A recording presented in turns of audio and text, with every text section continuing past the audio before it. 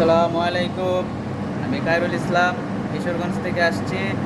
স্যারের only one school থেকে সুযত্নে সুন্দরভাবে কাজ শেখানো হয়।